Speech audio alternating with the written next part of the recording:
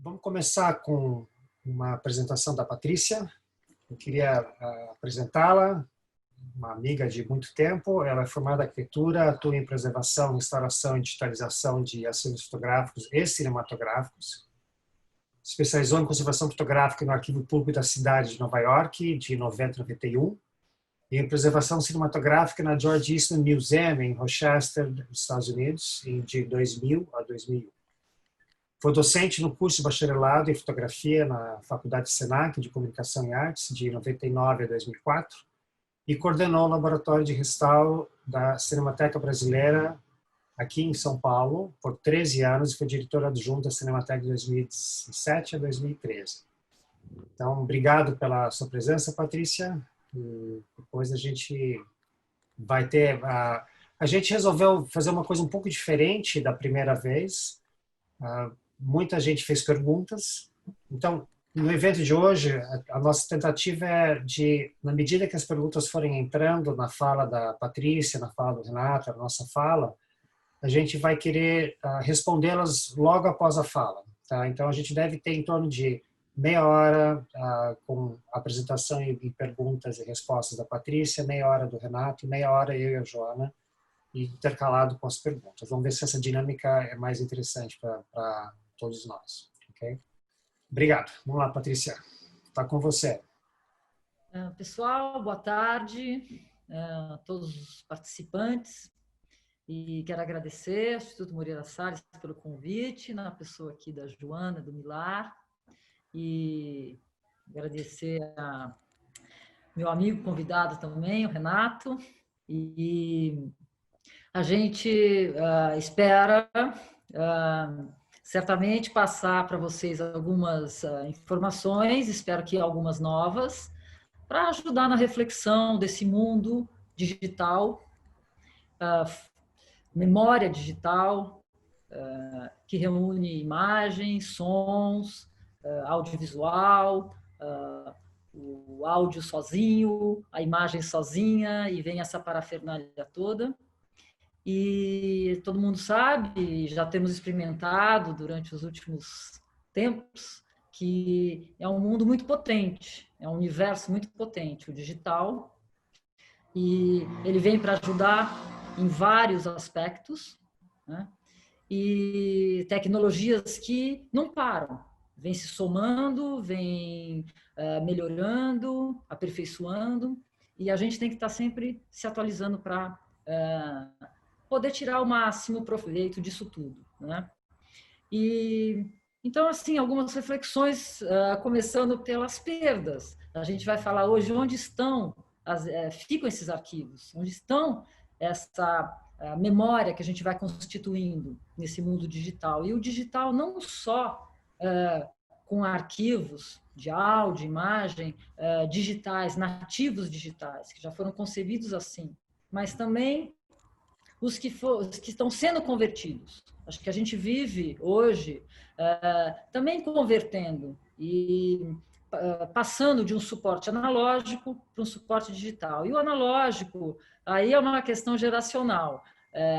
Acho que nós aqui da mesa podemos falar que a gente já experimentou várias tecnologias analógicas. Não quero fazer nenhum saudosismo aqui, porque realmente eu sou adepta ao analógico também, porque tem tecnologias incríveis, e o fantástico é como traduzi-las para o mundo digital e como transformá-las e trazê-las para esse mundo. Às vezes com uma perda da sensação daquela película analógica, aquele som com tec, tec, tec, tec, aquela imagem que descoloriu, mas enfim.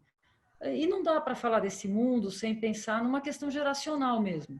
Acho que nós experimentamos hoje essa passagem de tecnologia e ela não para aí. A gente passa para a tecnologia digital e ela vai...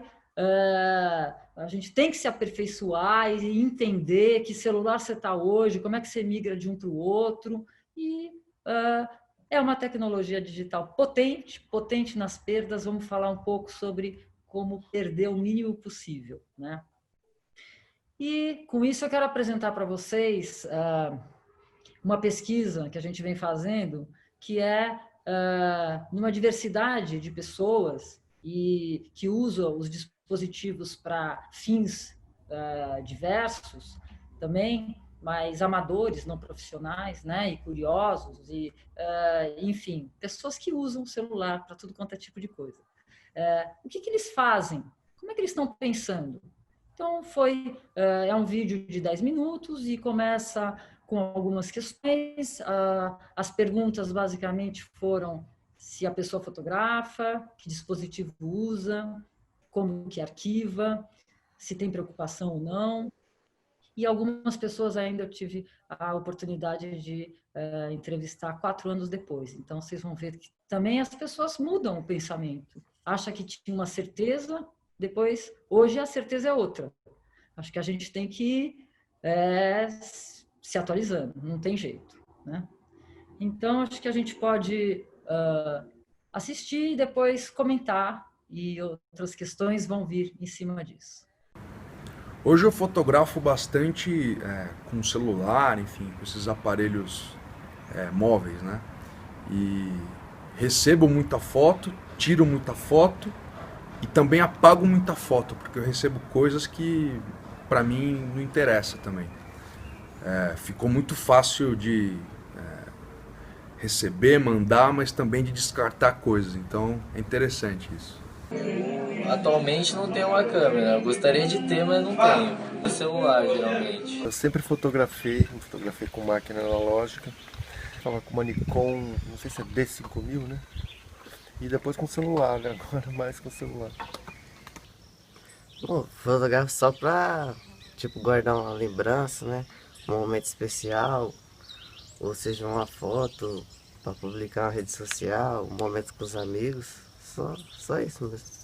A única organização assim que eu faço é por ano, então as fotos que eu tirei em tal ano, 2015, 2016, faço essa separação para ter alguma coisa mais organizada. Assim. Computador, em pastinhas que eu separo, eu crio arquivos que são muito aleatórios, eles não são gavetas fixas, sabe? Tem imagens que estão em vários arquivos diferentes que eu posso usar para... eu denomino de uma maneira muito, muito aleatória. O que vai estar dentro do quê, o que eu posso relacionar com o quê. Elas são organizadas meio por relações, assim. Tem um HD de 4 terabytes, onde eu particionei, e uma dessas partições de 1 terabyte é destinada só para arquivar fotografia. Eu ainda sou adepto do pendrive, eu tenho meio receio com essas coisas de nuvem e tal, mas eu sei que é uma boa também. Mas a maioria delas eu guardo em pendrive. Tem na nuvem, né? Fica salvo no Dropbox, essas coisas, fica na nuvem. Daí depende da forma que eu troco, né? Se for tipo quebrar o celular, daí já era, mas se eu trocar assim, comprar outro, eu passo no cartão de memória. E a maioria das fotos também nós guardamos no pendrive também. Legal. Acho sim, porque a gente tá guardando os momentos importantes, né? Pra gente. No celular. Aí eu gravo no cartão de memória. Aí a gente, para onde a gente colocar o cartão de memória, vai estar lá. Não sei, acho que os arquivos digitais você acaba perdendo, dá um pau no computador. Acabo não fazendo backup. Sim, eu me organizo super bem. Faço além do backup do Time Machine, né, que o meu é um Mac, o meu computador é um Mac, eu faço também um backup das pastas no HD também. Os arquivos são super confusos porque é difícil você poder, até às vezes eu tirar da câmera e tirar do celular já é um problema. E aí eu armazeno para um dia organizar, porque eu sou uma colecionadora, então eu gosto de fazer isso, mas eu não faço. Eu costumava ter backup, eu não tiro muita foto, então nunca precisei de HD externo nem nada disso. Eu tinha backup no micro mesmo, do celular para o micro. E agora com a coisa da nuvem, não, fica lá em God We Trust. A última vez que eu fiz um backup foi quando eu mudei de computador, com medo de perder algumas fotos. Eu tenho um backup lá, mas meio defasado, eu diria. fácil porque elas estão organizadas ali, mas eu tenho a grande parte delas também em DVD. É o backup seu? O backup, para garantir. Essas, lógico, essas mais modernas de celular, não, porque eles vão pro Google Drive, sabe? Depois eu guardo elas pra posteridade, eu ainda não decidi o que fazer, nunca revelei nenhuma. Eu uso principalmente meu celular, ocasionalmente aparelhos específicos, mas de alguma maneira, o aparelho fotografar do jeito que eu usava, para mim virou um problema, porque eu já não sei realmente essa foto que eu tiro, onde ela tá, onde ela vai chegar. Estou na faculdade ainda, mas só que eu já faço alguns trabalhos com fotografia, fotografo eventos, é um hobby também fotografia, toda viagem que eu faço eu levo minha câmera, fotografo. Quando tem alguns eventos aqui em São Paulo eu também fotografo. E com o celular também, né? Quando não é uma coisa muito formal assim com a câmera e tal, às vezes alguns momentos com os amigos, em viagens assim, eu também fotografo com o celular. Não, esse é o problema, quer dizer, eu tenho minhas fotografias antigas e eu tenho elas, estão em papel, então aparecem e desaparecem na minha vida porque elas estão engavetadas em caixões em algum lugar. As fotografias que eu faço nos celulares, troca de marca, elas ficam, eu não sei onde elas estão. Então às vezes elas aparecem, às vezes desaparecem. O pior, não só é bagunça, mas às vezes eu tenho medo de dizer, assim como eu tenho a primeira parte da minha vida registrada, eu entro na casa da minha mãe e vejo os álbuns quando eu era criança, os meus irmãos eram criança, tem uma ordem, eu consigo as referências de maneira fácil. Hoje em dia a minha impressão é que eu não vou ser capaz de transmitir isso para os meus filhos. Dizer, as vivências que eles tiveram, que eu tive daqui a 30 anos, não sei onde elas vão estar.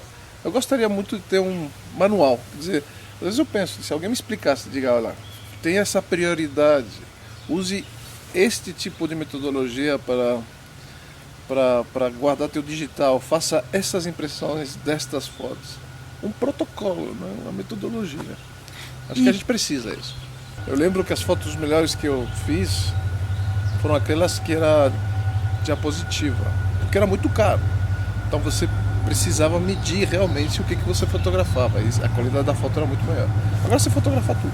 Então, os meus arquivos que eu faço com a câmera, eu cuido muito bem deles. Eu fotografo e eu sempre trato as imagens, então no próprio Lightroom eu já catalogo, exporto em pastas assim certinho, que eu consigo encontrar facilmente.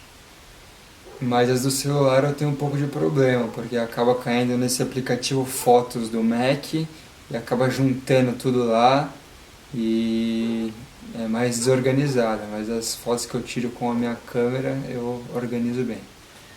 Eu faço backup, eu tenho todas as minhas fotos no meu computador, minhas fotos, meus vídeos, todos no computador, e eu faço um backup para um HD que eu tenho, um HD bom, de 1 TB, e tudo que eu tenho está no meu computador e no meu HD. Mas se algum dia der pau no meu HD e roubar no meu computador, eu não vou ter mais nada. Eu só tenho um backup, que é num HD de 1 TB. Se esse HD pifar, eu perco tudo que eu tenho. Eu utilizo o cartão de memória e também procuro guardá-los no e-mail. Bom, eu não sou muito fotogênico, assim, essas coisas, mas momentos específicos, né? Como um aniversário, um evento que você vai, um dia especial pra você, ou quando você se sente bonito, se sente arrumado, assim, eu acho legal tirar uma foto. Celular, né? E tipo um cenário legal, quando você vê uma paisagem legal, assim, quando um espelho legal, assim, pra você ver que a foto vai ficar legal. Eu sou assim. Se for, no caso, um momento que eu tô vivendo ali só pra ter uma recordação, ou se pra postar em alguma rede social, colocar um status, alguma coisa assim só. Bom, as minhas fotos mesmo que eu tiro, eu guardo na memória do celular e no e-mail, né? Agora faz um backup, tá tudo lá no e-mail. E minha mãe tem umas fotos minhas ali bem antigas, tirado muito tempo atrás, que tem tipo um álbum de família. Essas é bem antigas, mas na atualidade é tipo só no e-mail mesmo. Eu costumo guardá-las em pendrive ou HD externo, e ultimamente eu tenho guardado também em serviços de nuvem, assim, eu acho que isso dá uma segurança. Agora, recentemente, a minha mãe morreu. Com a morte dela, de repente, surgiu a importância e a relevância de todo o catálogo da nossa história, né? História dos meus irmãos, história minha, história dos meus filhos, netos, do ponto de vista da pessoa que era referência e centro da nossa vida familiar. E eu penso de novo o quanto importante é ter essa capacidade de manter essas memórias da história, que no final serão as realidades da história. Porque a memória de todos nós, cada vez é mais evidente, cada vez é mais demonstrado pelos estudos da neurociência, ela não é fiável. Então a gente precisa dessas imagens. E precisa de guardar essas imagens e guardar a veracidade dessas imagens, porque hoje em dia nem imagem é real mais, né? Pode ser manipulada, pode ser tergiversada. Então agora, quando eu penso nas fotos que eu faço, primeiro eu já vi que eu dou cada vez mais importância, cada vez fotografio mais. Com mais fotografias, vem mais responsabilidades. A responsabilidade de escolher a fotografia. A responsabilidade de guardar essa fotografia de uma maneira que ela faça parte do legado que eu posso deixar. No início, mas agora mais conectado e mais esperto com essas ferramentas que existem, eu tenho visto todas as minhas fotos e também percebido como o tempo passa. Tem uma série de reflexões e ensinamentos que a gente pode tirar daí. Acho que a gente vai falando ao longo do nosso papo, porque a gente pode juntar problemas e soluções e para conversar um pouco.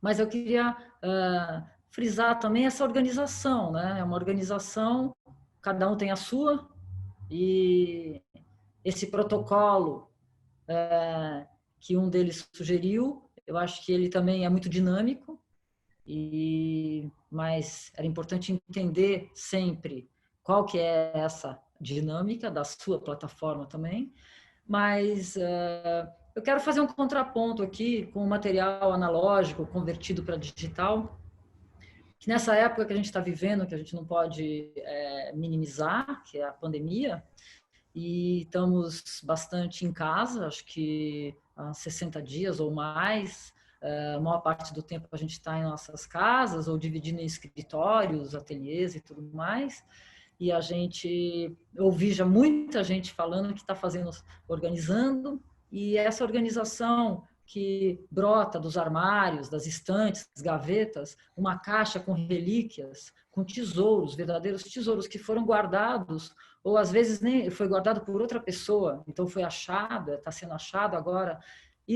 Essa analogia ao digital, acho que a gente tem que tomar muito cuidado, porque hoje a gente acha esse material, a matéria, né, uma caixinha cheia de coisa que é possível daí compartilhar e usar a plataforma digital para esse compartilhamento, que é incrível, com várias possibilidades.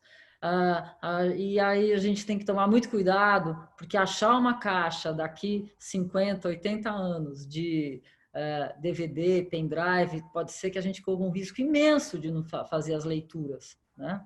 Mas, então, com isso, eu quero mostrar uma iniciativa incrível do MIS, Museu da Imagem e do Som do Estado do Ceará, que tem procurado chamar esse material, e um projeto chamado Memórias Compartilhadas, que eu vou compartilhar aqui com vocês agora. É um site recém-colocado no ar,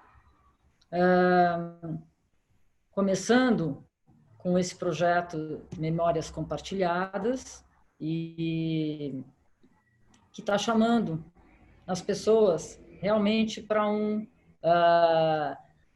uma reflexão e uma volta a esse material analógico. Tem aqui um passo a passo que eu acho que pode incentivar qualquer um aí no seu armário, ou sua mãe, ou sua avó e achar uma caixinha dessa, que pode ser uma relíquia para quem estiver aí, ou até em termos de estudos, de todos associado à ciência, por que essa foto está deteriorada, descorada, até as menininhas ali desse jeito.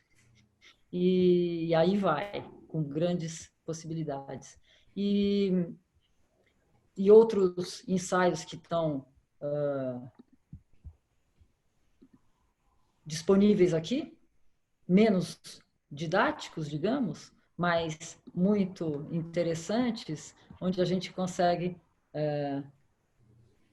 fazer uma análise dessas fotografias e do conjunto, e as câmeras, e as tonalidades das pessoas, enfim.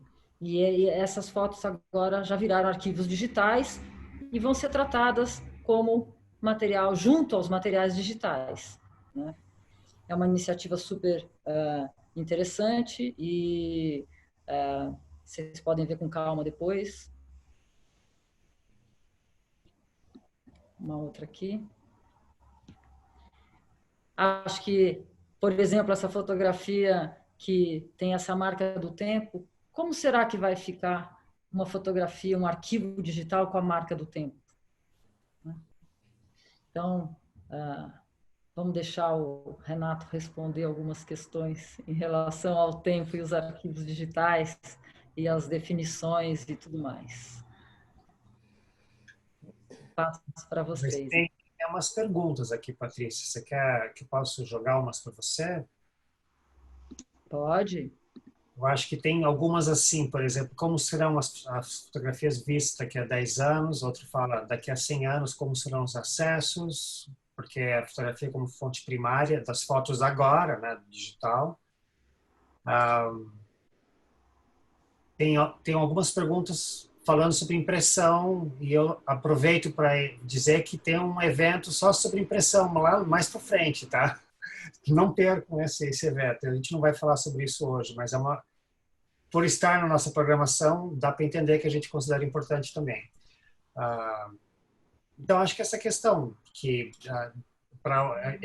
onde vão estar essas fotografias daqui a 10 anos, daqui a 100, e uma pessoa discutindo da questão de que é tudo muito rápido e efêmero e descartável.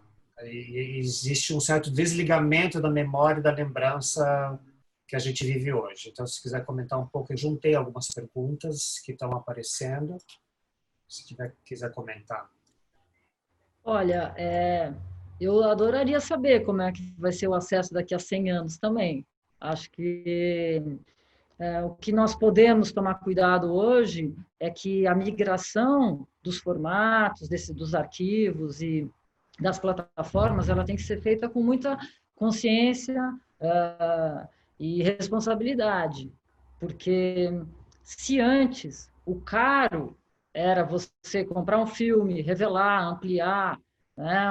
Um filme de slide ainda era mais caro, e hoje a diferença é que é tão barato você fazer um clique com seu celular, basta você enquadrar o que você quer, clique, e gravar um áudio, e fazer um filme, e já fazer um clipe, e publicar. Eu acho que o mais caro é tratar do armazenamento. Então, hoje, você tem a sua caixinha ali na estante. Você passaram anos sem você poder vê-las, ou nem saber que tinha essa relíquia junto de você. Mas você transforma para uma tecnologia digital e dá amplo acesso, se você quiser. Agora, o armazenamento digital é um desafio da tecnologia. Então, tem que ter muito cuidado e muita responsabilidade e estar sempre atento. Não basta guardar naquela prateleirinha e numa caixinha bonitinha. Tem que cuidar. E é caro cuidar. Então, o acesso só vai ser garantido se você cuidar. Eu estou vendo uma outra pergunta aqui sobre a revelação, a preservação. Acho que hoje em dia a gente não fala mais revelação, né? A gente fala da preservação dos arquivos digitais. que é isso que eu estava abordando mesmo, sobre a conscientização de poder. Não adianta colocar num HD, como muitos falaram, no e-mail, no pendrive, e deixar ali guardadinho. Tem que fazer migração.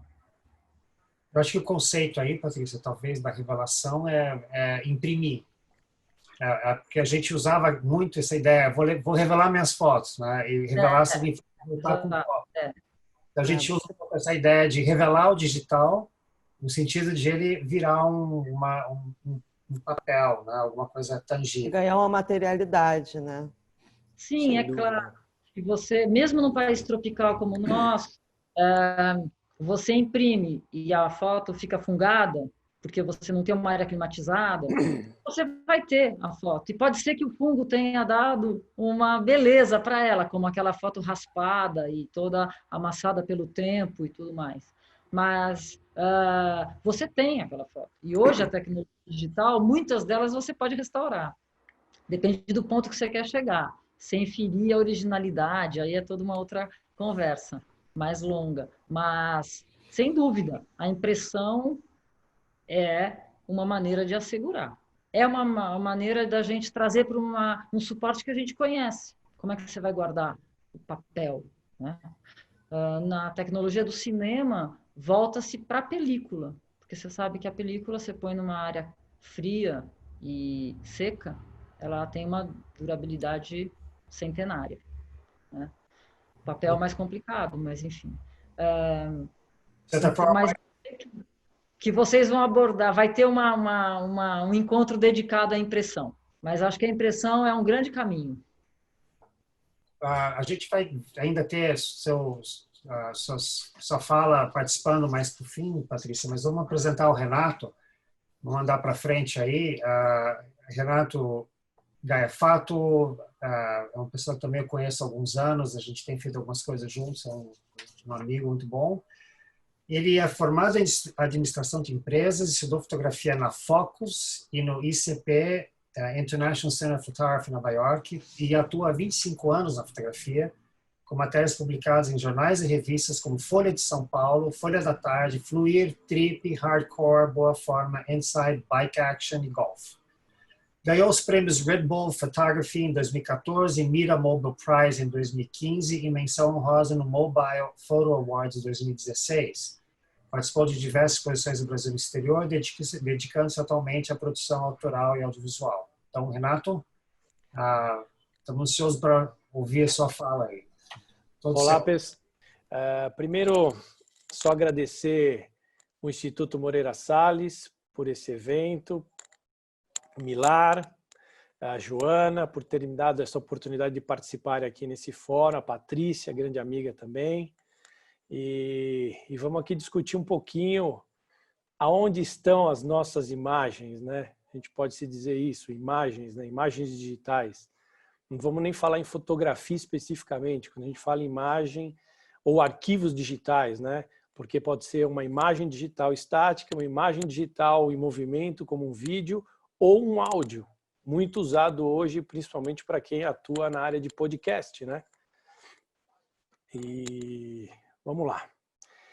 Eu vou abrir para vocês agora aqui uma apresentação onde vou seguir um pouco a linha do tempo para vocês. Depois a gente vai fazer alguns compartilhamentos ao vivo e mostra de compartilhamento ao vivo para vocês verem como funciona um pouco aí mais lá na frente o meu sistema de trabalho também, né? Meu fluxograma de trabalho. Vamos lá.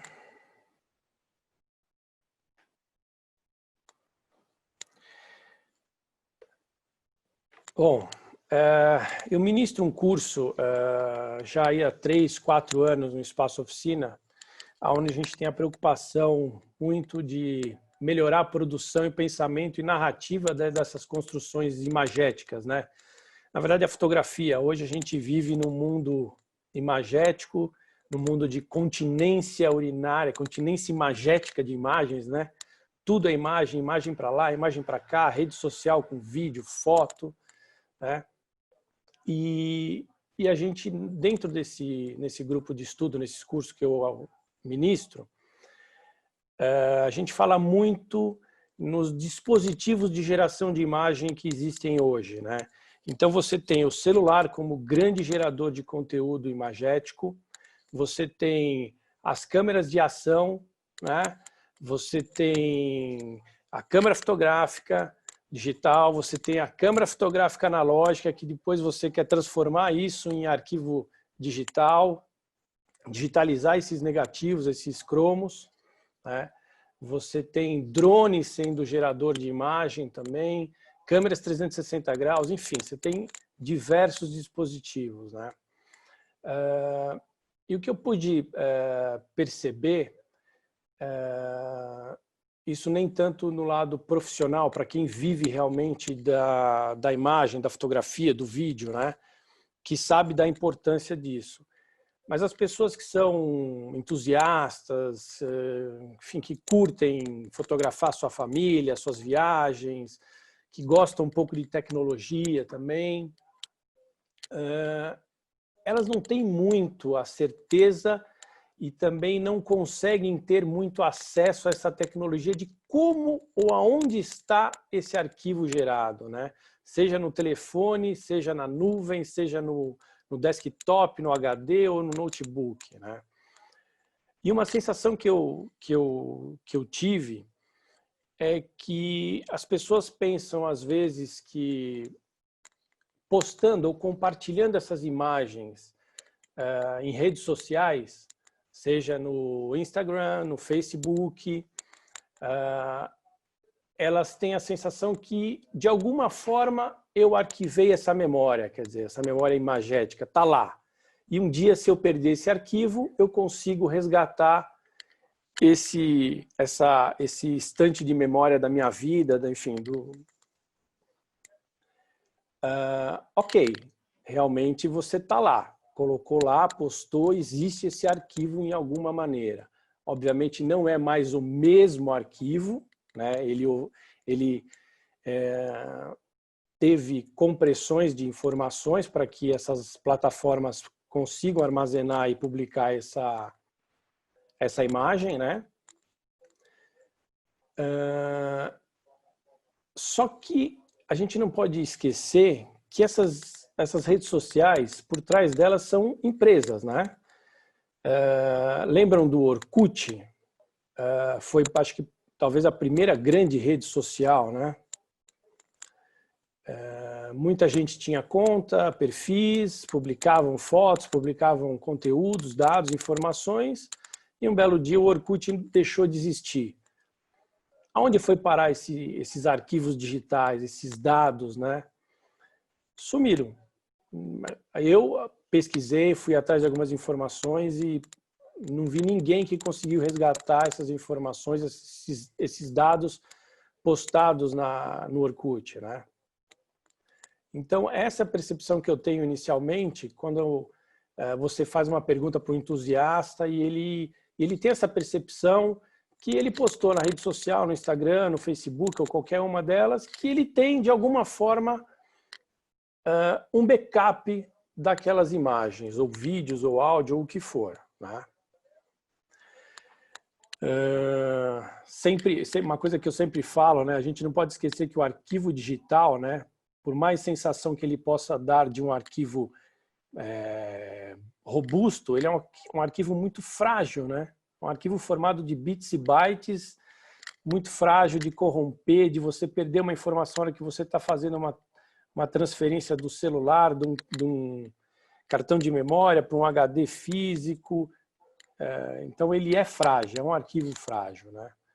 Eu falo aqui um pouquinho sobre imprimir, que é uma grande forma de preservar, que muitas pessoas perguntaram, né? Mas isso, como o Milar falou, a Joana disse também, vai ter um dia específico que vamos falar muito sobre impressão, né? Então, vamos lá.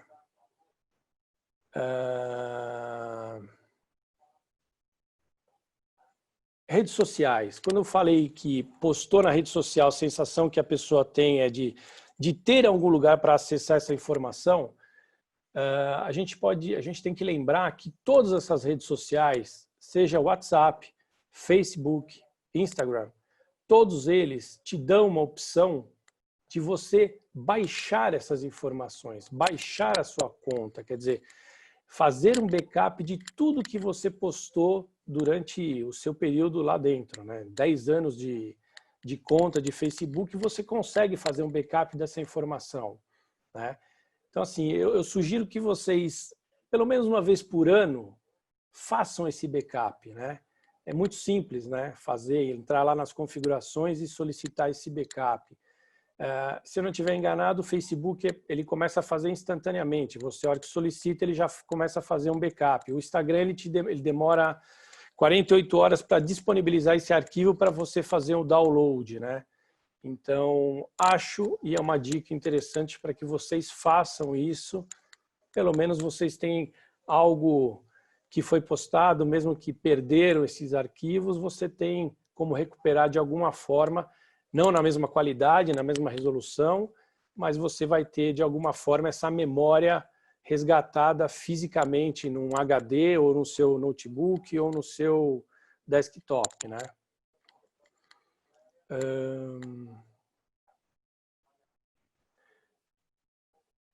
Vamos lá. Eu falo também um pouquinho sobre serviços de nuvem, né? Que as pessoas, durante essa experiência ministrando o curso, as pessoas não têm noção do que é nuvem, né? Nuvem acham que está muito distante do alcance das pessoas, né? Mas simplesmente hoje qualquer dispositivo eletrônico, principalmente o celular, você tem opções de habilitar esses compartilhamentos de nuvem e de serviços que as empresas fornecem gratuitamente espaço, né? Um limite de espaço para que você tenha essa nuvem, né?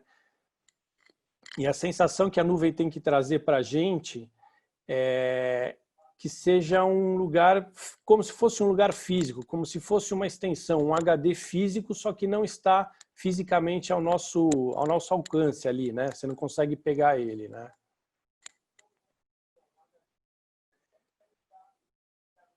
Outra coisa também que eu menciono aqui, que eu relato aqui, é que também já vi muita pergunta disso, né, sobre isso daqui.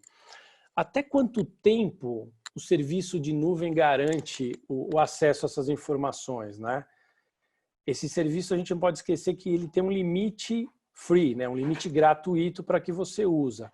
Passou de uma quantidade de megabytes, gigabytes, você tem que pagar esse serviço. E, obviamente, que você tem que estar sempre com o pagamento em dia.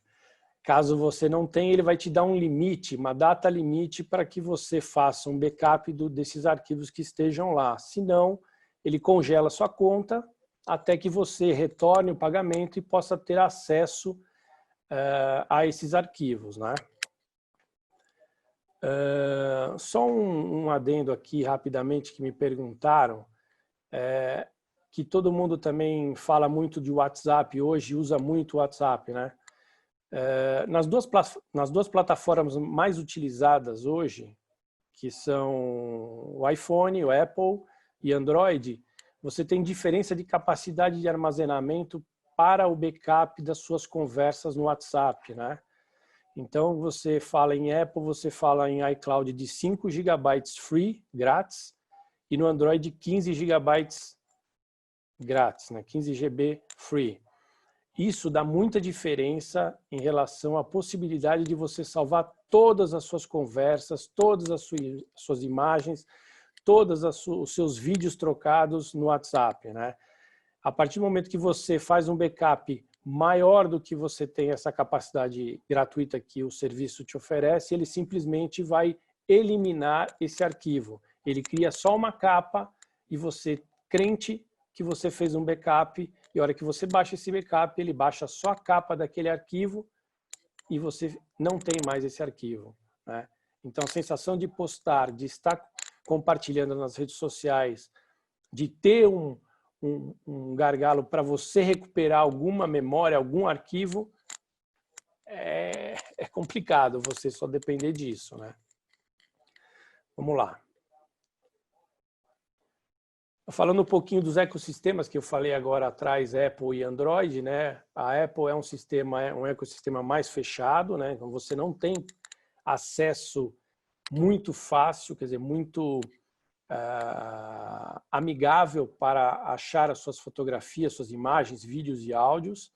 No caso do Android, do Google, você tem um sistema mais aberto, onde você consegue até navegar por pastas dentro do próprio dispositivo móvel, tá?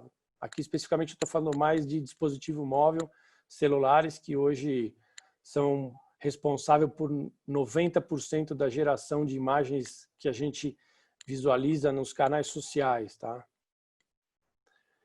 Aqui eu faço agora eu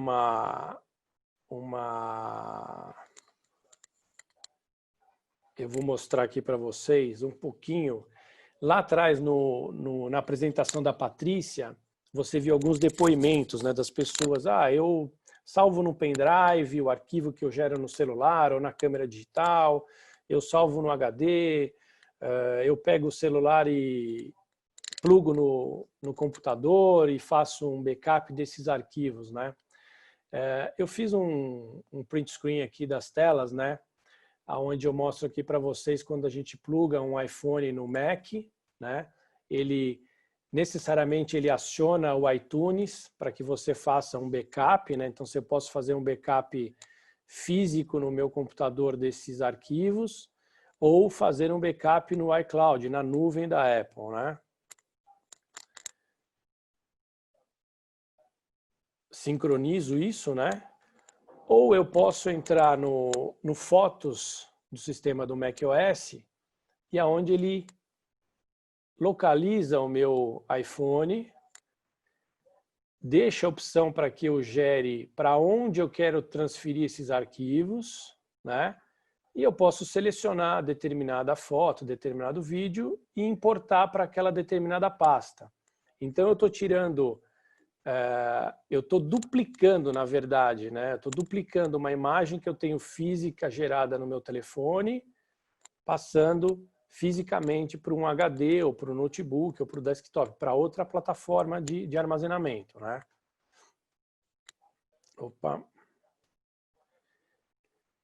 Aqui é a mesma plataforma Apple, só que conectado no Windows. Então, o Windows reconhece ele como um disco removível, né? Eu tenho acesso à pasta de imagens dele e subpastas que o próprio sistema iOS gera. Dentro dessas pastas eu vou ter diversas imagens, vídeos, aonde eu consigo selecionar essas imagens e transferir isso para um outro dispositivo, para um outro local, seja para o meu HD, para o meu notebook, desktop, enfim, para onde eu quiser, isso fisicamente. Lembrando, eu falei transferir, não, ele vai fazer uma duplicagem, né? Eu vou transferir só esse arquivo, eu vou duplicar esse arquivo físico que está no telefone para um outro local, né? Eu não estou apagando do telefone, né? Eu só estou fazendo uma duplicagem, né? Duplicando o arquivo, né? Aqui é no caso do Android, quando eu conecto ele no macOS, né? Então, para fazer essa conexão, eu obrigatoriamente tenho que instalar um pequeno aplicativo chamado Android File Transfer, né? Só depois de eu instalar esse aplicativo que realmente o macOS reconhece o Android como um disco removível, ou ele te habilita o acesso às pastas do próprio Android, né? Onde você vai lá e consegue efetivamente entrar nas suas pastas de imagem e fazer essa importação, né? Aqui é no caso do Windows, né? Ele gera também um arquivo, um disco removível, aonde ele também habilita todas as pastas do telefone, do dispositivo, não só as pastas de imagem, mas qualquer outra pasta que tenha documentos ou arquivos até de sistema, tá? É um sistema bem aberto. E aonde eu posso ir lá e escolher determinada imagem e fazer essa importação para a minha nova plataforma ou para o meu backup, né? Para o meu HD, para o meu notebook ou desktop, né?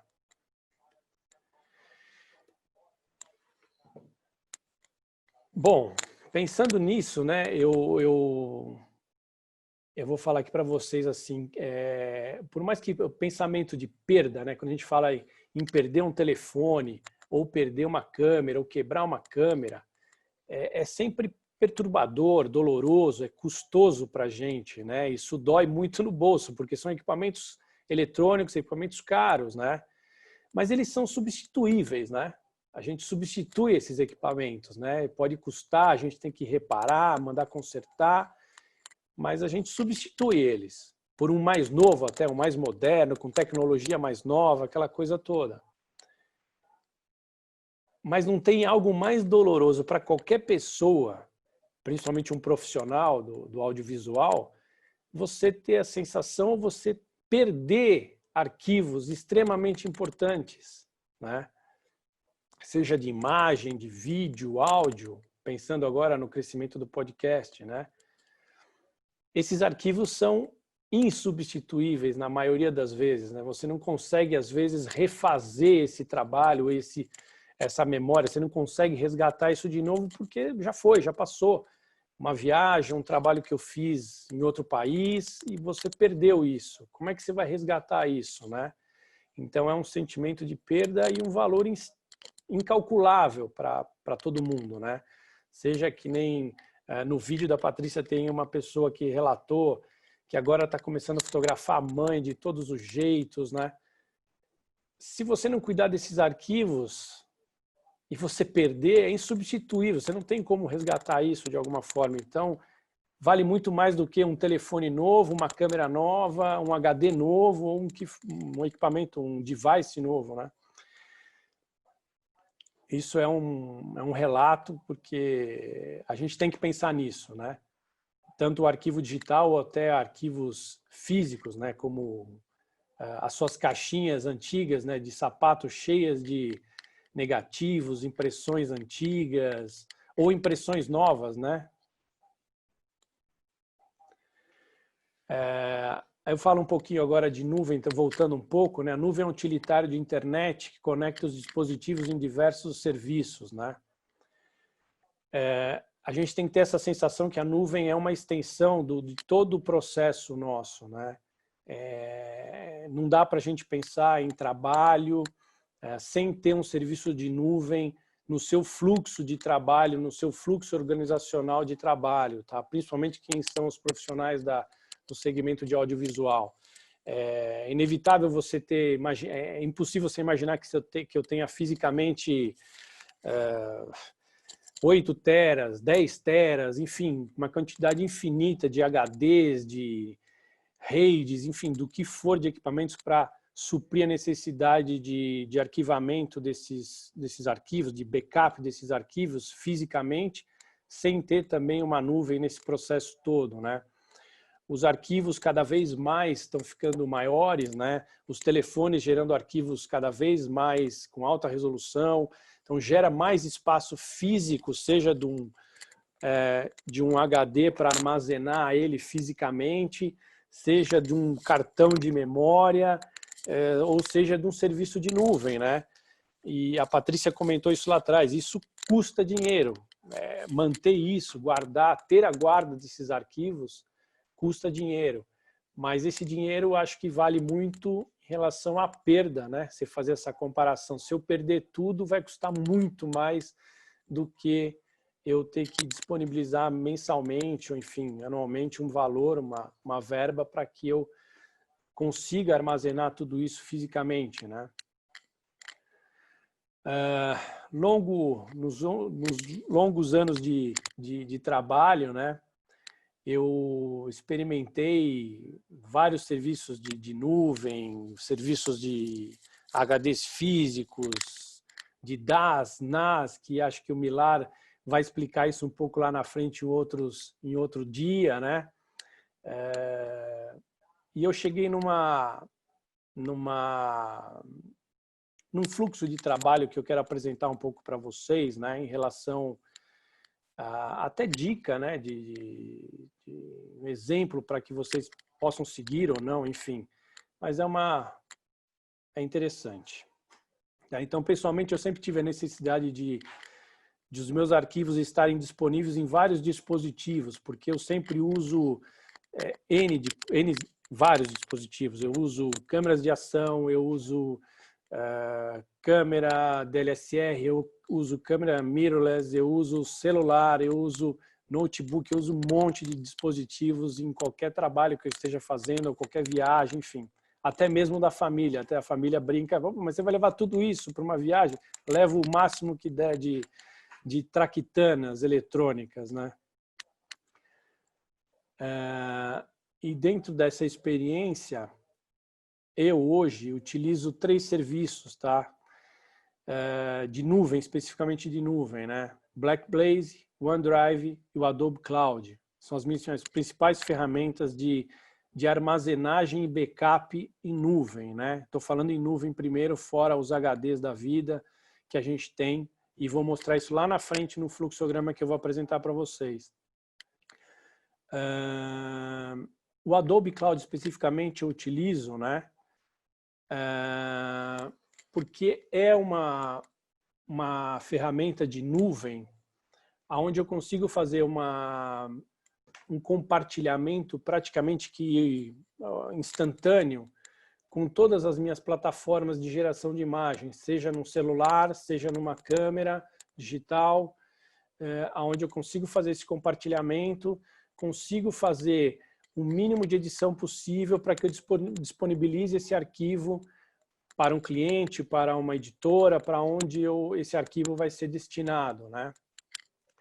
E o mais interessante dessa plataforma é que eu vou estar trabalhando sempre com o mesmo arquivo. Então, eu não gero cópias e subcópias desse arquivo, né? Então, quando eu gero um arquivo na minha câmera, transfiro para o telefone via wireless ou via cabo, eu abro a minha plataforma, abro esse arquivo, faço uma pequena edição e compartilho isso com a minha plataforma, né? E disparo isso.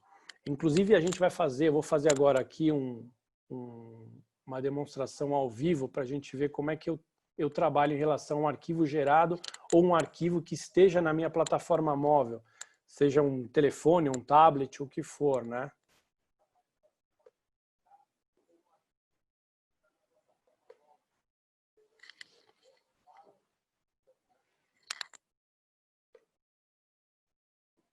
Eu vou compartilhar a tela do meu telefone aqui com vocês.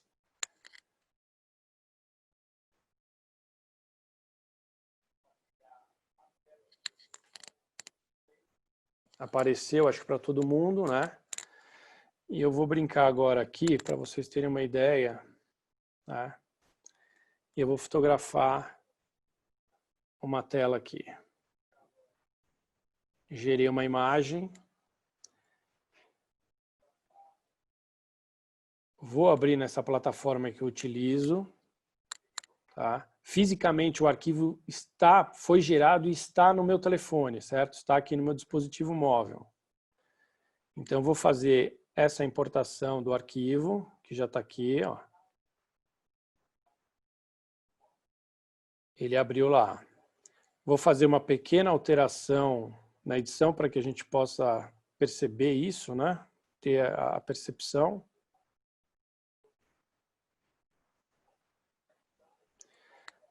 Estou transformando isso em PB. E eu vou compartilhar isso daqui. Tá? Opa.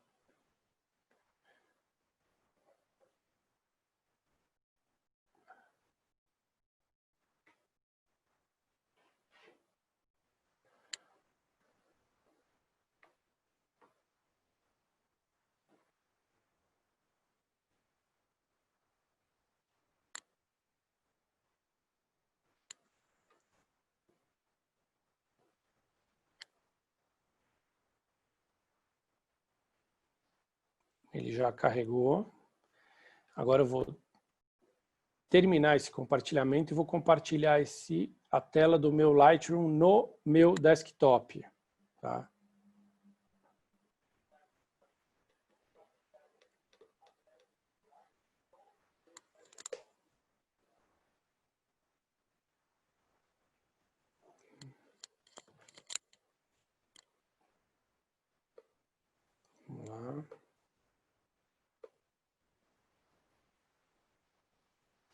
Você já deve ter visto ele lá no rodapé aqui, né? Tá aqui a imagem que eu gerei nesse dispositivo aqui, né? Agora eu estou trabalhando nele, no arquivo, no meu desktop, né? Isso para mim, para como fluxo de trabalho, é interessante porque eu estou mexendo exatamente sempre no mesmo arquivo, até eu dar um destino final nele, né? Que aí eu vou pegar e fazer uma exportação final dos meus arquivos editados, né? E gerar uma nova cópia desse arquivo, preservando o original que preservou lá no meu dispositivo móvel inicial, né? Renato, acho que a gente tem que cortar o seu tempo. Desculpa. Mas eu acho que a gente tem várias perguntas até para você. Tá. E acho que a Patrícia vai responder algumas. Eu acho que eu queria... Tem uma pergunta que fizeram no Face que alguém comentou, a Margot Fontaine, fala de uma coisa que eu acho que é um assunto importante para esse evento, que a gente vai discutir que durante esses eventos todos, acho que vai ficar claro, e isso que você tem falado também, que democratizou a produção de imagens. As pessoas podem fotografar com um dispositivo celular, não estão nem discutindo qualidade, as pessoas fotografam. O que não democratizou é a preservação disso. E isso é elitizado, porque isso precisa ter dinheiro, precisa ter cartão de crédito, tem que ter uma conta que você paga todo mês, e etc. E é exatamente o que o Nicolas Anuário responde, dizendo que isso, infelizmente, faz parte dos processos da construção de memória do passado, que inclusive é isso, né? No passado também, quem fazia filme Super 8 não era uma elite que tinha acesso a isso, quem tinha acesso era uma elite. Então, é um assunto interessante, no fim, para a gente pensar, porque a gente vai usar essas ferramentas, mas todas elas, como você mesmo falou, tem custo para deixar na nuvem, etc. Então... Eu vou fazer uma pergunta. Quantos acervos digitais serão descobertos futuramente? Nenhum. Né? Então, por isso eu acho importante a gente pensar em cuidar desses arquivos, né? Seja ele um arquivo pessoal, da sua família, da sua vida, de um resgate da sua memória, né? E tanto o profissional também, né?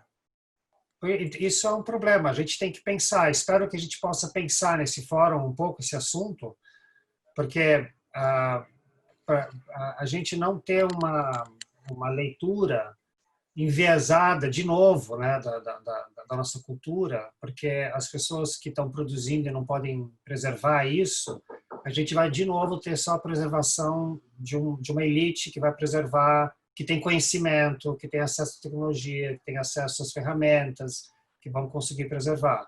Então, talvez a gente tenha que ter organizações para resolver isso. Espero que a gente possa falar isso mais para frente. Mas deixa eu passar para você, Patrícia. Você queria responder umas perguntas também que apareceram? Pois acho que o que a gente está falando aqui também, na esteira desse papo, a própria Margot também, ela comenta que ela acha que os negativos que acabavam sendo guardados, mas acabavam, de alguma maneira, indo para o lixo, porque ninguém revisitava é quase como os arquivos digitais. Eu acho que tem que tomar cuidado com esse pensamento, porque o negativo, na verdade, você pode até, depois de anos, encontrar uma caixa de negativo, é possível você escanear, se você não tem como ampliar, que era a duplinha, negativo e ampliação.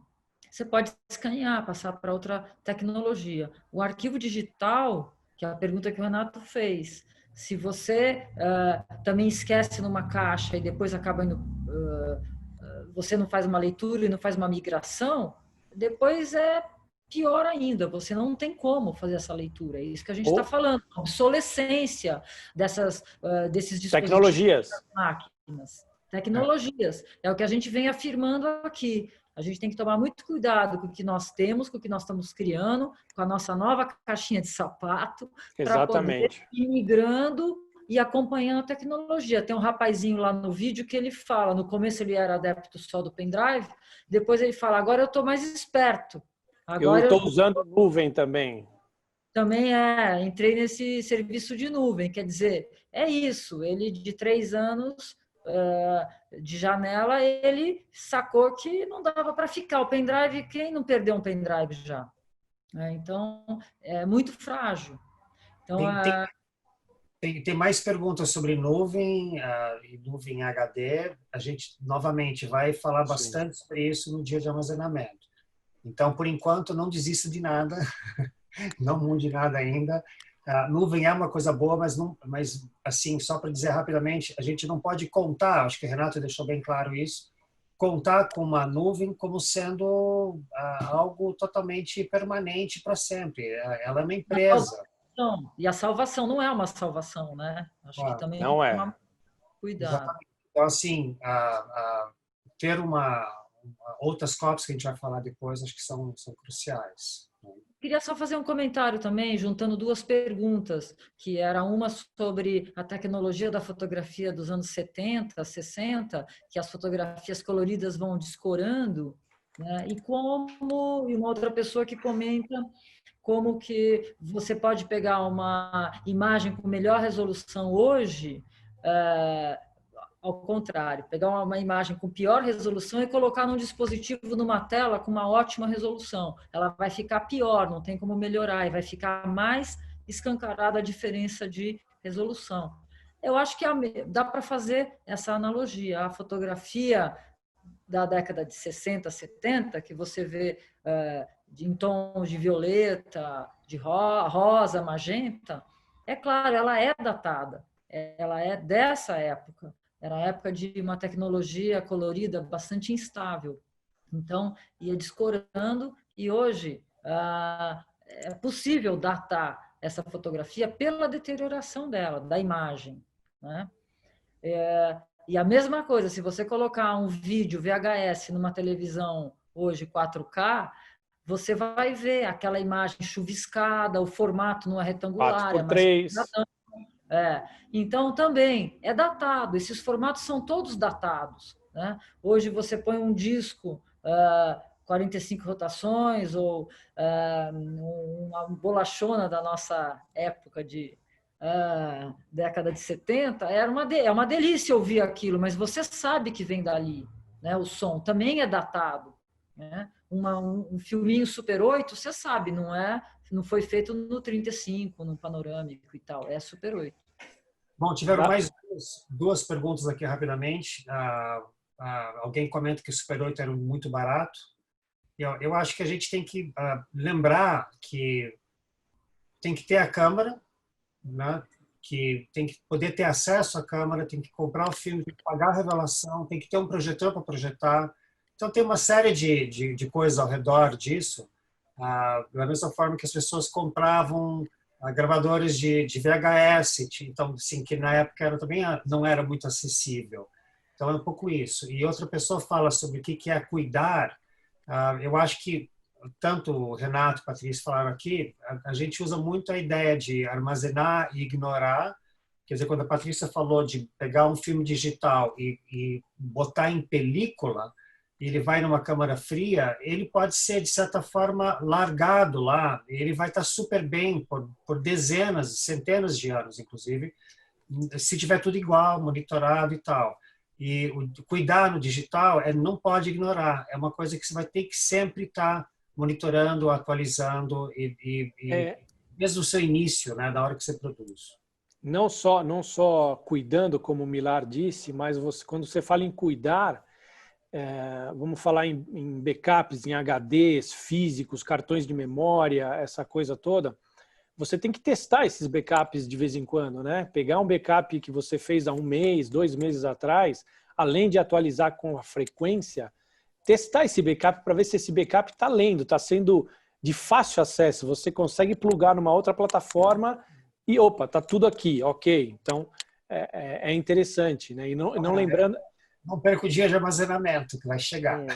Exatamente. Eu acho que ilustra bem essa história para as pessoas, a questão do CD, né? Quantas vezes a gente gravou fotos em CDs, em DVDs, achava que isso ia durar muito tempo e foi uma tecnologia que rapidamente ficou obsoleta. Hoje em dia os computadores muitos nem vêm com leitor de CD. Exatamente. Gente, vamos... E a Ana Lúcia fala que ela relaxou com o HD porque ela passou a só usar o serviço de nuvem. Ana Lúcia, eu acho que você devia usar o HD e a nuvem, tá? Não relaxa não, fica esperta.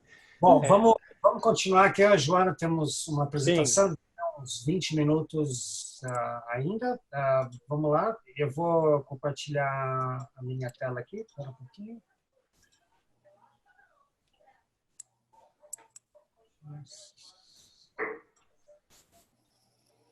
Ok.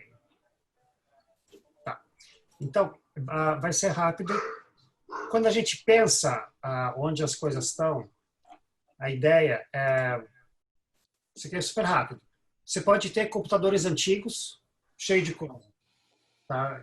Tem que tirar de lá, entendeu? Em algum momento isso vai ter que ser feito. Você pode ter computadores novos, cheio de coisa, de fotografias, que estão em pastas e estão não sei aonde. Então, a gente está pensando em todos esses lugares. Eu posso ter mais de um celular, porque pode ser um celular antigo.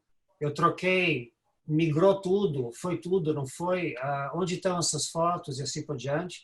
Também tem que pensar nisso. Então, a gente está pensando em todos esses lugares, e uma das grandes coisas que a gente vai ter que fazer, eu acho que é a lição importante de hoje, a partir do momento que a gente começa a entender onde tudo está, a gente tem que trazer tudo para um lugar central. A gente pode ter inúmeras câmeras digitais, pequenas, portáteis, e, obviamente, cartões, porque os cartões estão dentro das câmeras. Mas, muitas vezes, os cartões têm foto e eles estão fora das câmeras, e essas fotos não foram necessariamente passadas para lugar nenhum e estão lá nesses cartões jogados em algum lugar. Então, também pode ser lugares que pode ter foto que, em algum momento, não foram salvas. Eu tenho discos ópticos, CDs, DVDs, isso não se usa quase mais hoje, mas você pode encontrar coisas que você gravou no passado e é um momento importante de retirar as fotos, porque esses discos provavelmente já estão entrando numa fase de difícil leitura, de poder passar para uma mídia mais nova. E, pior ainda, disquetes. Né? Dos disquetes diversos antigos ainda pode ter alguma coisa contendo alguma referência, isso pode ser uma informação. E, obviamente, os pendrives que estão por tudo que é lugar, e acho que quase todo mundo já perdeu alguns, né? Pendrive, já lavou na máquina de lavar, etc. Já fez tudo que você pode imaginar com pendrive. Eles podem conter fotos que podem ser originais, só pode ter ali, de repente, não tem em nenhum outro lugar uma outra referência daquela imagem. E HDs de tudo que é tipo. Então, aqui é o universo, a gente vai falar novamente um pouco mais, mas portáteis, internos, externos, sistemas de HDs e assim por diante. Eles podem estar nas redes sociais. Então, eventualmente, eu posso ter material que, eventualmente, só existe numa rede social. Ele foi publicado lá, de alguma forma ou outra, eu perdi a imagem de referência original, acho que o Renato comentou isso. A ideia de fazer backup das coisas das redes sociais, acho que é interessante. Mas pode ser que eu tenha um arquivo muito bom e tenha uma cópia na rede social. Eu estou cuidando do meu arquivo muito bom, mas pode ser que o que esteja na rede seja único. E eu tenho sistemas de nuvem onde eu posso pagar ou ter um limite que eu posso guardar ou pagar para ter mais, onde eu posso guardar acervos, não só fotografias, vídeos, som, mas documentos, etc. Tá? Então, eu acho que a nossa missão é entender, através desse desenho, eu fiquei tentando imaginar que a gente tem todas essas coisas espalhadas, né?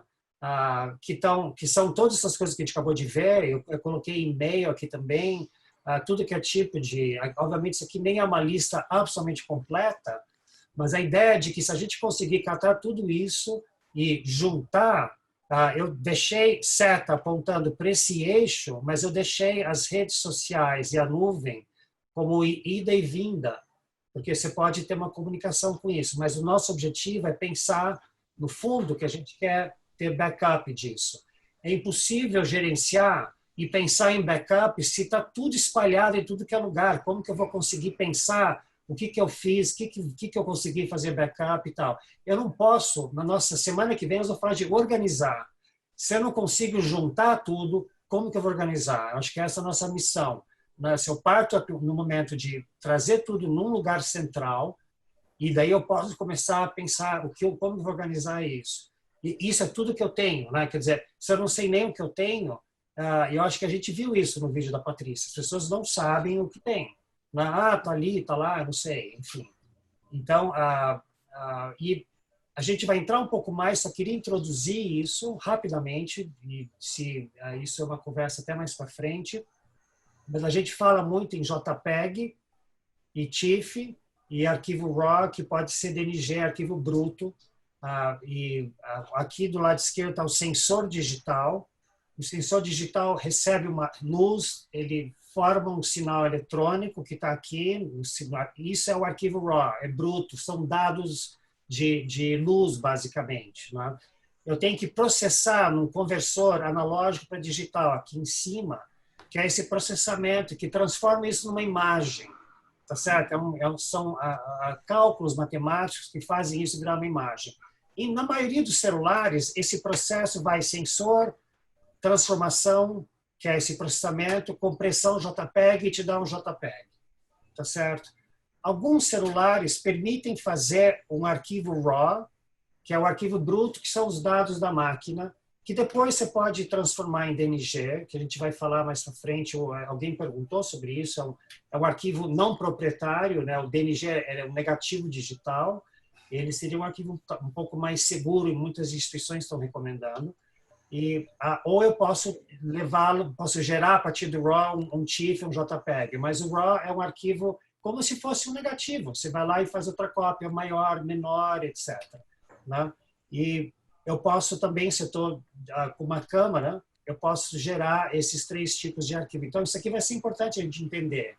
Basicamente, a mensagem aqui é que nem tudo é igual, né? Um arquivo RAW tem muito mais informação e o arquivo JPEG tem muito mais perda. E a gente vai falar, a Joana vai complementar um pouco essa ideia. Ok, Joana. A Joana fez vários testes interessantes para a gente, inclusive, falar dessa ideia, que eu acho que é uma ideia que é super importante, assim, que a mesma imagem pode ter nomes diferentes. Os sistemas vão gerar isso. Acho que a Joana pode mostrar isso. Vai lá, Joana. Na verdade, a ideia aqui era mostrar para vocês que vocês podem fazer uma captura do seu celular, vocês vão gerar uma imagem com ele, seja telefone que for. E a partir desse celular, você tem várias formas de você, né, enviar os arquivos. Você pode passar para o seu HD, para o seu computador, por cabo, por nuvem, ou você pode mandar por e-mail ou mandar por WhatsApp. Então, pensando no pessoal que às vezes pega e coloca nas redes sociais ou no WhatsApp, vou compartilhar e tal, e acha que a partir de lá está seguro, e acha que aquele arquivo que você mandou pelo WhatsApp é o mesmo arquivo que você fotografou, por estar no celular e ter sido produzido pelo celular, não necessariamente é a mesma coisa. Então, essa foi uma foto que eu peguei e mandei do meu celular para o meu e-mail e mandei por Zap. Aí vocês podem ver aqui, já direto nessa visualização do grid, que a imagem que foi enviada pelo WhatsApp, o nome dela foi alterado, ela não vem nem com informação de perfil de cor, que é esse sRGB, que está ali embaixo do nome, ela nem a informação de PPI, né, ou DPI, que é o mais usado, ela vem. Então, assim, e você vê o peso do meu, quando eu fotografei, ela tinha 2,24 mega. A partir do momento que eu mandei ela para o WhatsApp naturalmente comprimiu e caiu para 78K. Né? Milá, pode passar, por favor? E vocês reparem que até ali no metadados, as informações mínimas de câmera de celular também se perderam. Não tem mais nada. Né? E aí, para o próximo. Vamos lá, pode passar. E aí vocês podem ver, já de uma imagem para outra, vocês veem aqui, 2,25 mega. A outra, que é o JPEG, quando você abre num arquivo de edição, num Photoshop, no caso, ela descomprime e já foi para quase 35 mega. A diferença de tamanho. E vocês podem reparar, né, a questão da nitidez, do detalhe, né, na outra que está com um zoom um pouco mais próximo, né? Olha lá, por favor. Então, Aqui o pelinho já começa a se misturar, o bigode você já não vê tanto, né? Até as letras aqui do teclado que estão bem atrás aqui do bigodinho, na outra você já não identifica. E às vezes as pessoas não percebem isso, achou que está lá e depois eu vou pegar lá da minha rede, vou fazer um download e vou salvar. Só que na hora que você fizer esse download da sua rede, ela vai vir esse arquivo comprimido, não o arquivo que você fotografou. Então, às vezes, você tem condições de ter um arquivo com maior qualidade e você perde a partir do momento que você vai botando para os lugares e não sabe o que está acontecendo, né? Esse daqui é um exemplo que eu trouxe de uma imagem que foi digitalizada. Então, é uma cópia em papel, né? Uma fotografia, um autorretrato, né? Um selfie de 1910 do Vincenzo Pastore, né? Que foi feita a digitalização a partir da cópia de época. Então, a gente tem o TIFF, o JPEG, e também fiz a comparação enviando também o mesmo arquivo por Zap e por e-mail. Milar, se você puder passar, por favor. Então, aqui a gente tem no Bridge, você já começa a sentir a diferença de peso de arquivo, né? De tamanho de arquivo, de dimensões. Isso vai influenciar na qualidade. Então, é claro, você tem o TIFF, que é o maior, no caso aqui, um JPEG, que é o TIFF comprimido, que foi para 9 MB. Esse mesmo arquivo JPEG de 9 MB eu peguei e enviei para o e-mail. O do e-mail continuou lá, com 9 MB. Mas o que eu enviei para o Zap, ele caiu para 265 KB, né? E aí eu até consegui depois pegar essa imagem, comprimir para o JPEG, tive que salvar no JPEG 8, mudar tamanho para conseguir chegar na mesma relação. E aí, o próximo slide, Milar, por favor. Né? Aqui, até a questão da cor, quando eu falei que não vinha o perfil de cor no WhatsApp, ela fica evidente aqui. Né? Essa imagem aqui, né, que está um pouquinho ampliada, porque ela já está no 100% da capacidade dela de visualização, ela veio mais vermelha, ela veio mais magenta. Então, se você está trabalhando profissionalmente, ou se a questão da cor importa e tal, é bom ter em mente que às vezes você está passando, não, eu só preciso de um arquivo em baixa para ir para a web, né, para divulgar, não sei o quê. E pelo WhatsApp serviria, não é bem assim. Né? Então, Milar, por favor. E aqui, né, o zoom, eu tive que magnifiquei, uma está a 700, a do WhatsApp está em 700% de visualização. O meu JPEG está em 300. E elas estão mais ou menos com o mesmo tamanho, né? Mesmo enquadramento. E você vê a perda que se tem, né? A definição do bigode, a textura da pele, isso tudo se foi, junto com a sua informação de cor e de metadados. Metadados aqui, eu estou mostrando que perde, porque isso, quando a gente for falar no próximo dia de organização, né? Os metadados eles vão ser lembrados, porque aí você vai ter que precisar deles para fazer, né? Então, eu acho que aqui a ideia é essa, é mostrar, né, a questão da perda. Como o Milar falou, existem softwares que você pode instalar nos seus celulares e fotografar em DNG. DNG é aquela ideia do digital, né, o negativo digital. Né? Ele é um arquivo, né, um pouco diferente, bem diferente, é um arquivo que você tem mais facilidade de tratamento, ele é um arquivo que ele é mais bem resolvido. Um JPEG já é tipo... Né? Deu aquela comprimida, deu aquela ajeitada, aquela coisa básica de visualização. E aí, Milar, pode passar o outro. Vocês podem ver a diferença, né?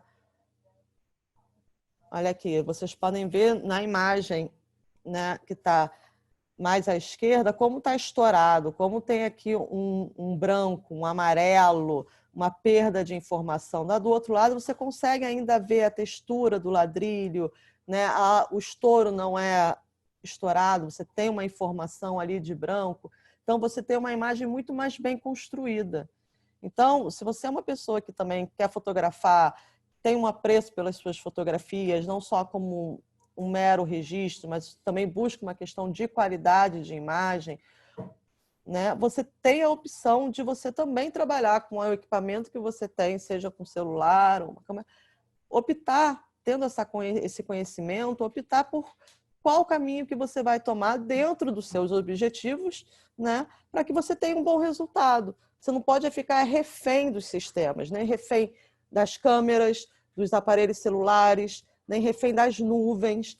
entendeu? A ideia é justamente que as pessoas comecem a ter uma visão do fluxo, das etapas que são necessárias para que dentro desse trabalho possa se escolher o melhor caminho, né, e o melhor uso de cada um, e um controle dele, né? Eu acho que tinha mais uma, né, que demonstrava essa questão. Olha só, aqui a lateral da pedra, né, não tem formação nenhuma, está totalmente estourada, feia, né? O outro lado você já tem né, uma textura, até as sombras estão mais resolvidas. Isso até mesmo para as pessoas que eu fotografo e quando uma das formas de preservar, por exemplo, é escolher algumas imagens e imprimir. Mas se você fotografa em JPEG, pega de um arquivo comprimido, que passou por compressão, na hora que você for imprimir, sinceramente, mesmo num 10x15, né, um formato de 10x15 centímetros, isso vai estar aparente, né? Então, a busca da qualidade e do controle no fluxo também vai ter resultados, até mesmo se você resolver do digital passar para o analógico, voltar para o analógico, né? Então, acho que isso são questões que as pessoas têm que estar sabendo. Aqui é um exemplo que o Milar trouxe de uma foto que ele fez e publicou também no Instagram. Acontece a mesma coisa. O nome do arquivo muda radicalmente, né? Existe perda de qualidade de imagem, a tonalidade muda, vocês podem reparar na pedra, né? Como muda a cor. E, enfim, eu acho que, né, Milar? Eu acho que era isso que a gente queria trazer. Milar, seu microfone está desativado. Desculpa. Nada, Não, imagina. a coisa importante que a gente conversou aqui, que a gente falou, acho que Renato falou isso também, você falou, assim, essa alteração dos metadados, é que a data sumiu. Então, eu acho que isso é uma coisa que a gente vai, cada lugar que você posta, nas redes sociais principalmente, tem um jeito um pouco diferente de lidar com isso. Mas o fato da data sumir significa que a hora que eu baixar essa foto que tem outro nome, né, eu não tenho referência nenhuma de que época foi feita, só se eu tiver o original para comparar. Bom, acho que é isso, né, Joana? Eu acho que sim, acho que por hoje... Tá, vamos... A gente abrir para as conversas. Eu acho que a última coisa que a gente ia mostrar, que era só para a gente falar de armazenamento, isso aqui é o contrato do iCloud, que fala que o usuário é responsável por efetuar um backup para o próprio computador ou outro dispositivo de quaisquer documentos importantes, imagens ou outro conteúdo que armazene ou acesse através do serviço. A Apple utilizará a perícia cabível e devido cuidado na prestação do serviço, mas não garante ou assegura qualquer conteúdo que você possa vir armazenar ou acessar através do serviço, não ficando desse modo sujeito a dano, corrupção ou perda não intencional. Então é isso, quer dizer, é uma cláusula que se perder não é problema deles, basicamente, é isso. Todos os fabricantes ou todos os sistemas têm coisas parecidas em termos de cláusula. Ok, perguntas, né? Acho que a Patrícia já tinha algumas coisas alinhadas aí. Estou vendo um monte, eu voltei aqui para o chat, tem um monte de coisa. Fala, Patrícia, está sem microfone. Uma insistência na impressão, mesmo falando outro dia, mas para juntar aqui, álbum, sim, álbum. Alguém comenta o álbum é uma boa ainda? Eu acho que o álbum é uma ótima. E isso faz você entrar na prática da edição, porque se fotografa muito. Então você pode olhar para suas fotos, editar, aprender a não fotografar mais tanta besteira assim. Então você faz o seu recorte e vai direcionando o seu olhar para uma outra coisa. E eu acho que é sempre importante editar. Faz você refletir, pensar, se responsabilizar por todo clique que você dá. E aí imprimir também, não custa barato imprimir. Você vai imprimir e fazer seu álbum. Com certeza vai ser um outro tipo de preservação essa imagem. Eu acho que é muito legal. Imprimir o que você julga importante dentro do seu acervo digital, né? Isso não dá para falar imprime tudo, não dá, é impossível, mas você tem que ter essa noção do que é importante para você como memória, resgate, importância e tentar imprimir porque é uma outra forma de preservação também dessa memória, né? Tem umas perguntas importantes, são rápidas. Se a dona da nuvem falir, como ficam os arquivos? Eles vão falir também. Basicamente, vão ficar na nuvem. Elas vão evaporar com a nuvem, mas assim, algumas empresas podem dar um prazo para você baixar os arquivos, se elas forem falir, e muitas vezes esse prazo nem é suficiente para você baixar se tiver uma quantidade enorme de arquivos lá. Então, assim, é complexo. Então, não pode ser a única fonte, a gente acredita nisso. O álbum não é a única fonte, mas imprimir é importante. Tem um comentário da Luciana Cavalcante, que acho que é importante, a gente não tocou nisso. A nuvem como articuladora de memórias nossas, dados, nas mãos de gente grande. Isso é um debate gigante. É isso. Sem dúvida. A questão da privacidade, eu acho que ela vai aparecer mais para frente, principalmente quando a gente fala sobre acesso. A gente vai ter a Mariana Valente, de direitos autorais, e acho que ela é bem interessante nessa questão, ela fala muito sobre isso. Mas, de certa forma, as pessoas trocam alguns benefícios, quer dizer, você põe no Google um monte de foto, ou no iCloud, ele organiza as suas fotos por data, por lugar, ele te dá uns brindes, e, por outro lado, ele, em troca, ele chupa toda essa informação de onde você esteve, onde você foi, o que você fez, com quem você está, porque ele reconhece o rosto, etc., e isso é um debate importante quando a gente começa a pensar a questão da privacidade. Então, assim, é uma discussão que vai permear esse evento. Obrigado por ter trazido essa discussão.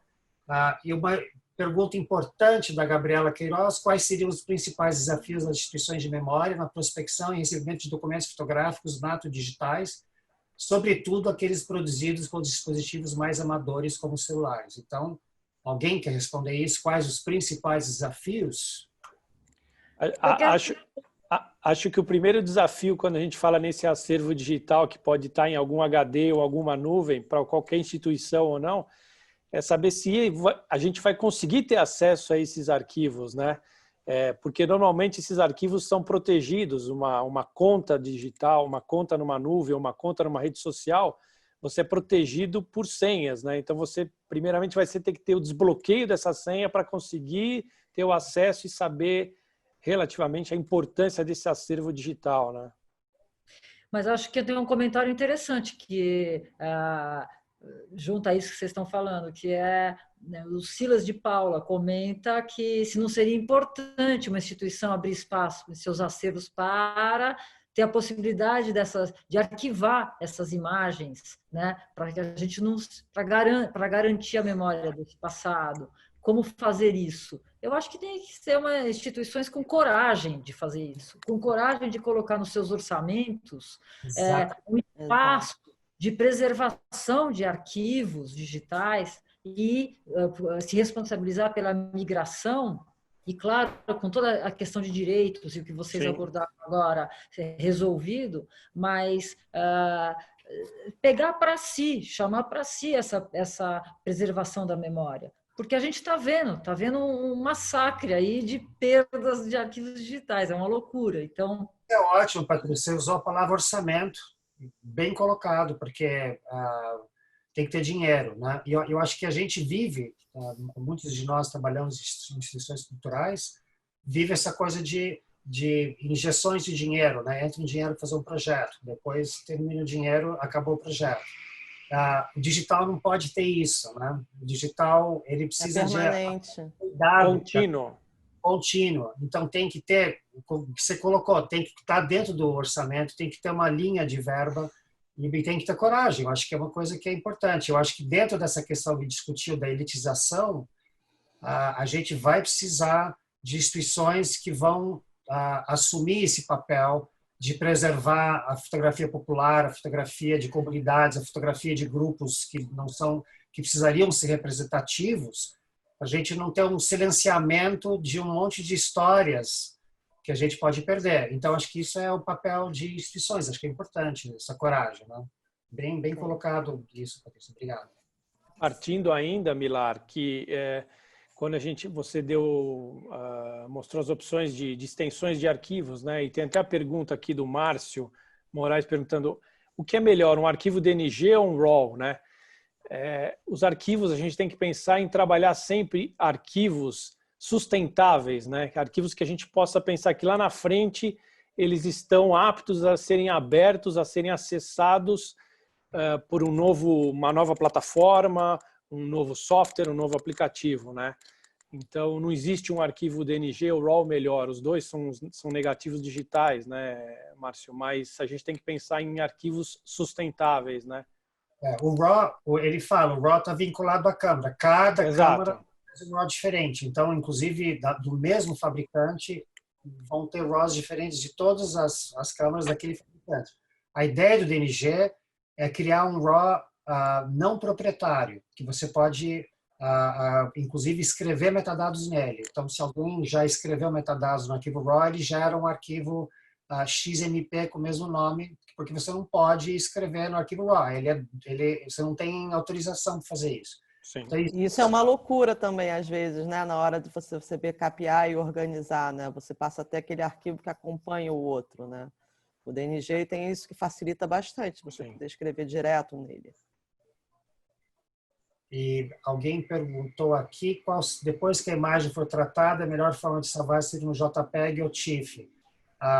Se ele é um JPEG, isso é um pouco complicado responder isso, mas o TIFF é um arquivo sem compressão, com todas as informações. JPEG tem perda, você joga um monte de coisa fora e guarda uma coisa pequenininha. Né? Então, se você está partindo de um arquivo TIFF, você vai salvar o original como um TIFF, não como um JPEG. Né? Mas, por exemplo, um arquivo de celular que já é JPEG, salvá-lo em TIFF não vai melhorar nada, só vai aumentar de tamanho. Né?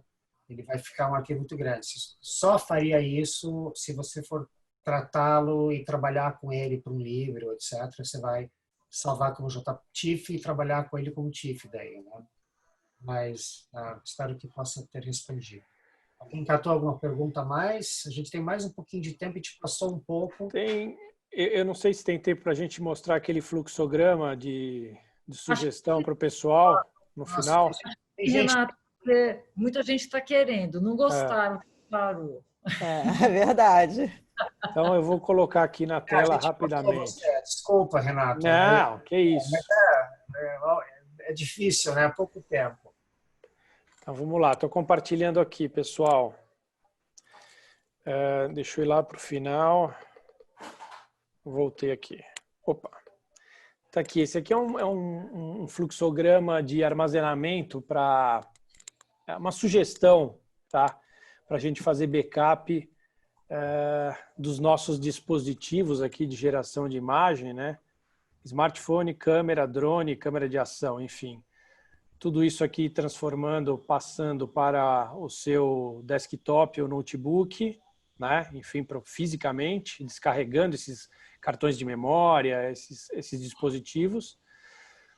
O smartphone ter uma conexão com nuvem, porque ele tem essa facilidade de estar trabalhando o tempo inteiro em 4G ou 5G, então ele consegue descarregar isso numa nuvem. Você ter acesso a um serviço de nuvem, pode ser free, ilimitado ou pago, né?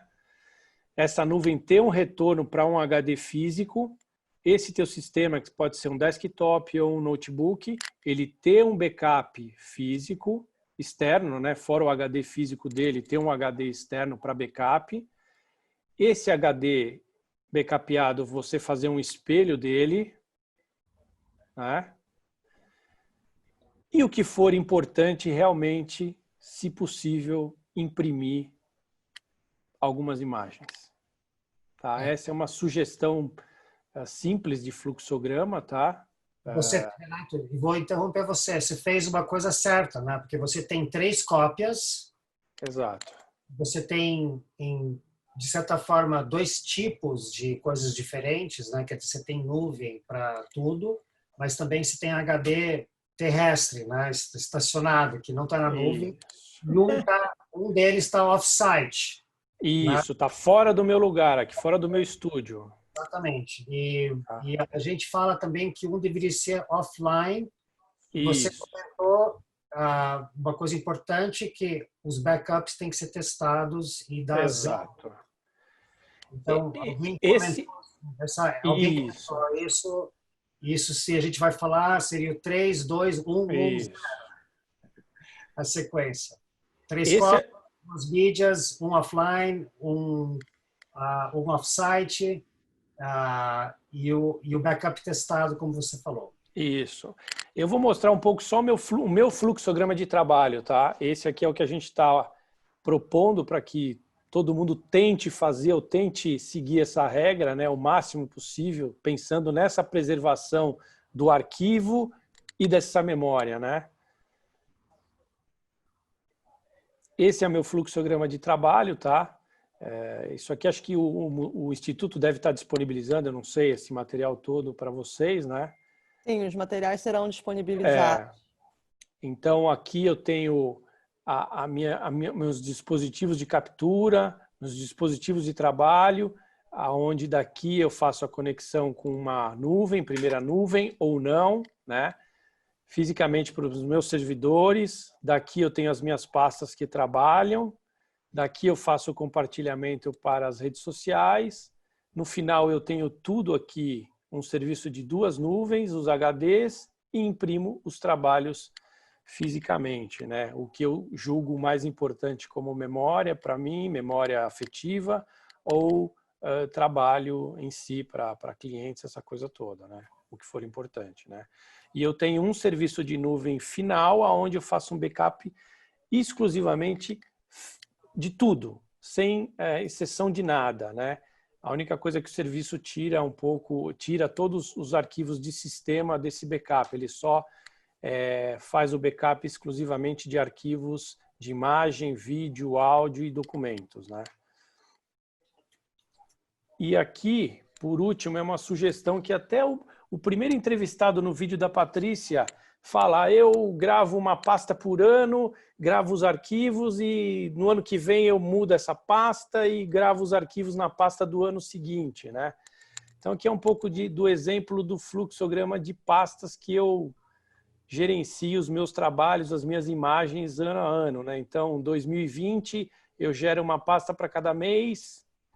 Dentro do mês eu tenho um trabalho específico. Dentro desse mês eu gero uma pasta dia 1, dia 2. Nesse dia 1, por exemplo, eu tenho os arquivos originais gerados por cada dispositivo que eu capturei essas imagens. Então aqui é Sony, aqui é GoPro. No dia 2 eu usei o mesmo equipamento, gerei esses arquivos. Dentro do arquivo do trabalho, dia 1, dia 2, eu gero uma pasta dos arquivos editados, onde eu fiz alguma correção, algum tratamento, algum corte, gerou um arquivo editado. E esse arquivo vai para a rede social, da rede social eu publiquei, ele gera uma subcópia dessa editada, né? Então eu tenho uma cópia da rede social, do arquivo que está lá postado no Facebook, no Instagram ou qualquer plataforma de rede social. O arquivo que eu editei final e os meus arquivos originais em subpastas de cada dispositivo que eu capturei aquela imagem, tá? Quando eu uso o celular, no caso que eu demonstrei no Lightroom, que eu fiz aquele compartilhamento da plataforma móvel para a plataforma fixa, isso entra nesse fluxo também, né? Então eu gerei ali, passou e ele entrou aqui, né? Eu vim aqui e ele entrou aqui, entrou no meu servidor, na minha plataforma fixa e sai redistribuindo para as minhas pastas e vai para o finalmente, para a nuvem, os HDs e, se possível, impressão, tá? Acho que eu falei tudo aqui. Não sei se faltou alguma coisa. Eu vi que tinha bastante perguntas sobre esse fluxograma. Tem bastante. As perguntas estão muito boas. O nosso tempo está esgotando. Acho que a gente pode ficar mais um pouquinho. Eu queria responder algumas perguntas ainda. Não sei se a Patrícia também tem algumas. Tem o Silas de Paula, que é o diretor do Miss Ceará. É bom tê-lo presente. É muito legal esse projeto do Miss, que a Patrícia mostrou, o Miss do Ceará. Ele fala se não seria papel de algumas instituições abrir espaço em seus acervos para olhar as imagens que não têm possibilidade de serem arquivadas e não percamos boa parte do passado. Como fazer isso com eficiência? Eu acho que tem uma discussão dentro da preservação digital que me deixa um pouco tranquilizado, no sentido assim, a gente falou no primeiro dia, a gente produz 1 trilhão de fotografias digitais por ano. Tá certo? É totalmente impossível. Claro, tem muito lixo, tem coisa de tudo que é coisa no meio aí, né? Mas tem muita coisa realmente que deveria ser preservada E a função, talvez, das instituições seria, se acha hoje que se isso é uma torta, a gente quer garantir que a gente vai preservar uma fatiazinha dessa torta. A gente não vai preservar a torta inteira. A gente vai preservar uma fatiazinha. A tal instituição vai preservar outra fatia, e muito isso voltado à missão da instituição. E isso vai ter que ser um processo ativo, ela vai ter que procurar preservar isso, porque como o Renato falou, não vai adiantar daqui a 50 anos encontrar um celular, um HD de alguém que fez um trabalho incrível, você não vai recuperar isso, como a gente faz hoje quando encontra caixas de negativos. Então, acho que é isso, acho que a instituição tem que começar com essas fatias, extraindo essas fatias e preservando. Isso requer, como a Patrícia falou, orçamento, e acho que com o tempo a instituição vai aumentando essas fatias e vai entendendo o custo disso e mantendo isso. Então, são junto com o orçamento, eu acredito que tenha que ter um programa e tenha que ter um planejamento, né? Então, o programa de preservação digital ele tem que ser sólido, claro, totalmente atrelado ao orçamento, mas ele tem que ser de vários anos, porque é forte, é potente, né? Claro. É bem complexo, eu diria. É muito complexo, Patrícia Millar. Isso é verdade. Vamos ver, mais alguma última pergunta? Estou vendo aqui rapidinho. Tem muita coisa, né, gente? Muita. Tem muita coisa.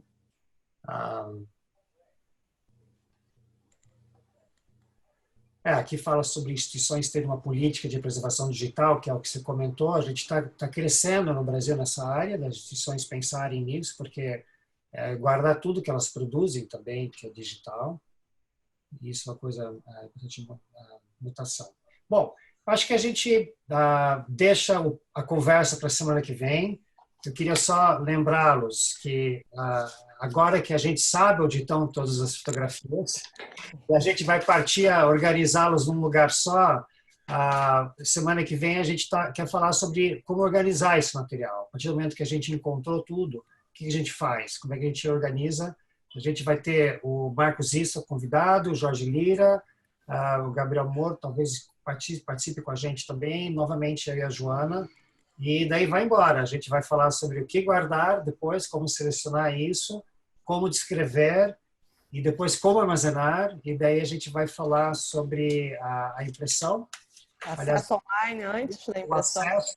O acesso, acho que a gente vai entrar nessa questão da privacidade, e daí a gente vai falar sobre do digital analógico na 8ª semana e a gente se encerra na 9ª, ok? Nessa jornada nossa aí. Obrigado a todo mundo.